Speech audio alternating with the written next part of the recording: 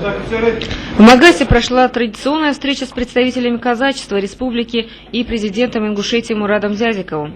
Северокавказский регион считается колыбелью российского казачества и инициатором возрождения современного казачества, сказал глава Ингушетии в беседе с казаками. Казачество наше цементирует все национальности, и у нас наше большое богатство, я считаю, это самое большое богатство нашей страны, это то, что мы всегда были многонациональны, многоконфессиональны.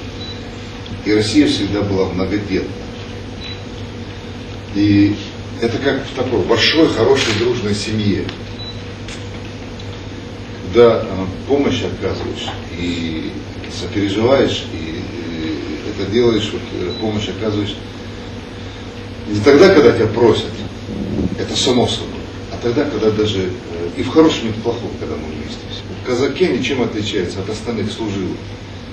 Они очень надежные, и вот этот дух свободы, мужества, наверное, как ни у кого. Возрождение казачества, принятие закона о реабилитации казачества является примером доброй политической воли российского руководства, избравшего демократический путь развития. Главная задача казачьих формирований республики, отметил в беседе с казаками президент Ингушетии, это активное участие во всех сферах жизнедеятельности, проведение работы по укреплению добрососедских отношений со всеми субъектами Северного Кавказа и России, сохранение самобытной культуры народов Юга России. Казаки всегда верой и правдой служили России, были защитниками ее интересов.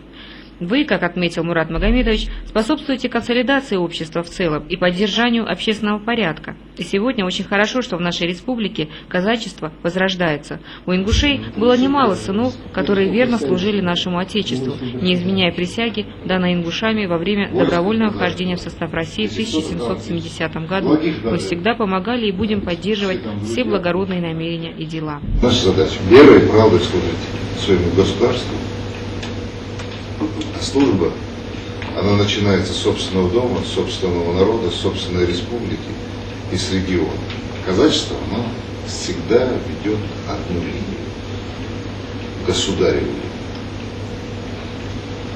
Всегда она за целостность России, за ее мощь, за ее благополучие. Атаман окружного казачьего общества по республике Ингушетия Магомед Батыров в свою очередь сказал, что он благодарен главе республики за ту работу, которую он проводит с целью возрождения казачества, стабилизации ситуации на юге России. Казачество приветствует и одобряет вашу политику по возрождению экономики Ингушетии, восстановлению дружбы народов, сказал он. Мы видим, какую большую помощь руководство республики оказывает казакам. Сегодня представители ингушского казачества работают в органах государственной власти, народном собрании, в общественных организациях. Вы всегда оказывали нам как материальную, так и моральную помощь. Мы знаем, что среди ваших родственников было 4 георгиевских кавалеров. Дальше продолжил тему Соломбек Евлоев. Он сказал, ингуши, русские и многие другие народы веками жили в мире, в согласии растили детей, защищали в боях свою большую родину Россию. Ингушские конники во всех военных кампаниях России проявляют чудеса храбрости, сражались.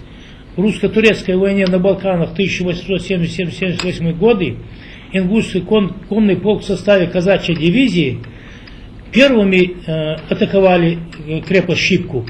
И сейчас оттуда вот должны привезти документы, где отмечены, значит, имена ингушей, записаны там даже. И за проявленную храбрость в этом сражении император России Александр II удостоил этот полк личным штандартом. Таких прецедентов раньше не было даже. Нет никакого сомнения, что у ингушей имеется сословие казаков. И это братство с казаками Дона, Кубани закреплено на полях сражений.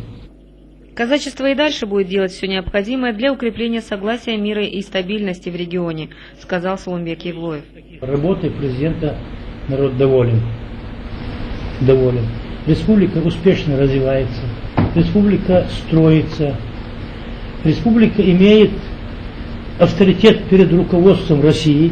Но людям хочется быстро, чтобы все делалось, а быстро все не делается. Для этого нужно время. Казаки, скажет Муса Далгиев, потомок известного Уцыга Малсага, это не национальность, это люди долга, чести, преданности своему народу, стране и родине. В конце встречи казаки предложили президенту Ингушетии вступить в казачье общество, на что наш глава Ингушетии ответил: с удовольствием. Елизавета Сампеева, Маз Гигеев, Фатима Хидриева специально для программы «Вести Ингушетии».